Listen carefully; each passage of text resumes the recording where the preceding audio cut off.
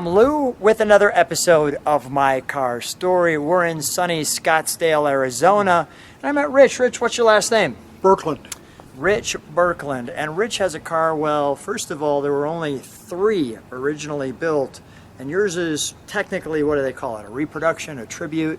Reproduction. But there's only how many of those? I'd say between 20 and 23. 20 and 23 of this. So what is the reproduction car we have? Number 19. And which one is it? What year and make and model? 1958 Scarab.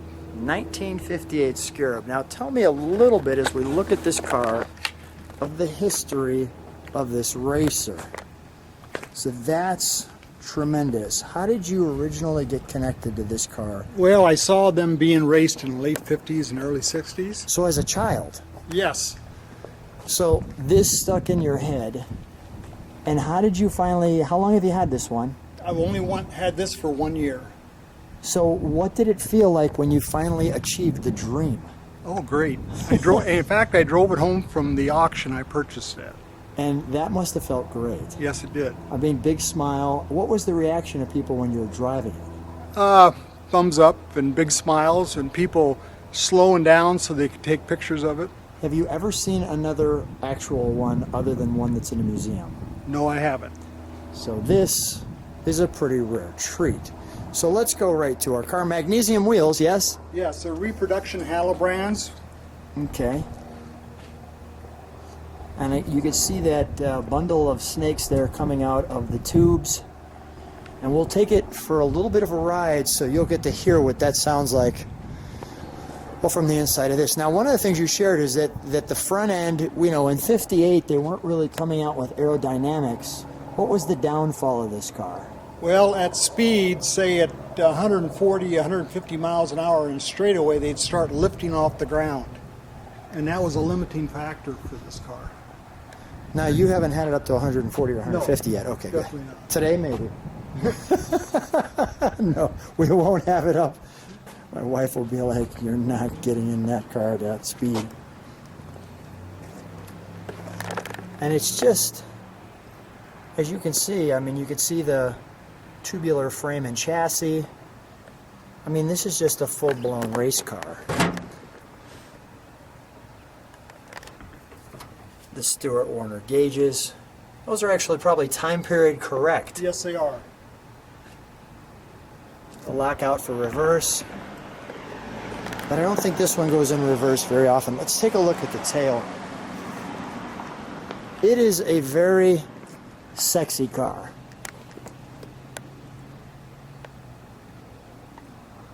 It was designed by an art student called Chuck Pelley, who later on became very famous as a car designer. And he had his own business. I think it was called the Design Institute in California. And he contracted out to car companies for designs. But he penned this as a student. And this here is just... Just an access hole for the gas tank and for the electrical. And where is the gas tank? Right here. Yes. Okay, got it. All right, let's So pop. pull this Let's pop the hood, shall we? Okay. Very Cobra-like. But this predates the Cobra. Yes. In fact, when Lance got out of the racing business, he sold his shop to Carroll Shelby. Is that right? And that's where they made Cobras, in the shop that previously made these cars. Now, he also tried to dabble into Formula One, and he actually built this car to go racing in Europe. But it was a 5-liter car based on a 283 Chevy engine that was bored and stroked. And Europeans changed the rules to 3 liters during this racing period, so it never did go racing in Europe.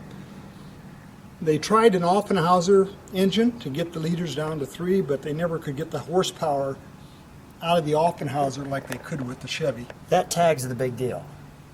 Yes. Right? I mean, that's the one that says this is the real deal. That is an amazing engine.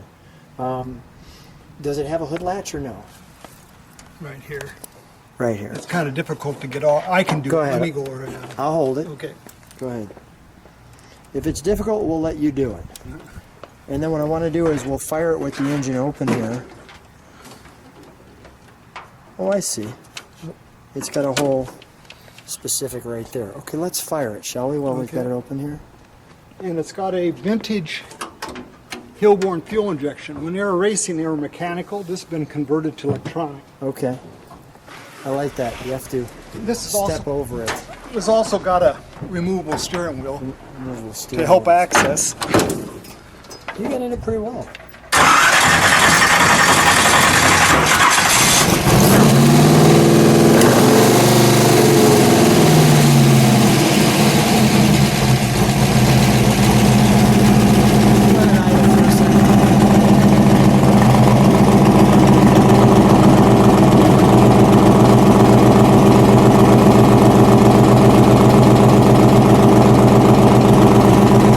That's a magical sound.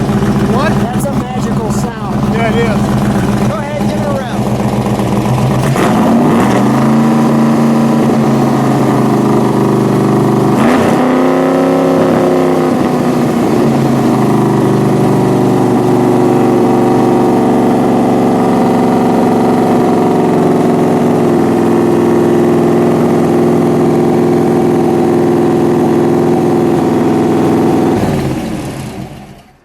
Wow. That is one angry cat. Yeah. It's got a. It came with 30-30 Duntov cams, which were the racing cam or the high horsepower cams they put in Corvettes of that era. Yeah. And to me, I've had several cars with those cams, and I think it's one of the best sounding cams I've ever heard. That's a crazy sound. Well, let's take it for a ride, shall we? So Rich and I are taking it for a ride, and we're going to show you some beautiful scenery, but I'm going to tell you right now, we're not going to be able to talk much. Well, you'll see why. So let's show them our scenery here in Arizona,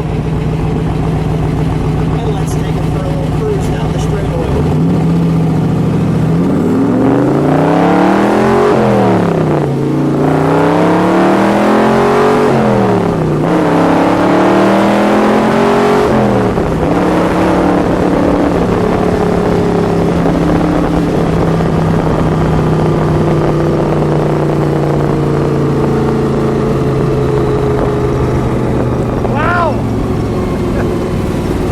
Wow! That's awesome!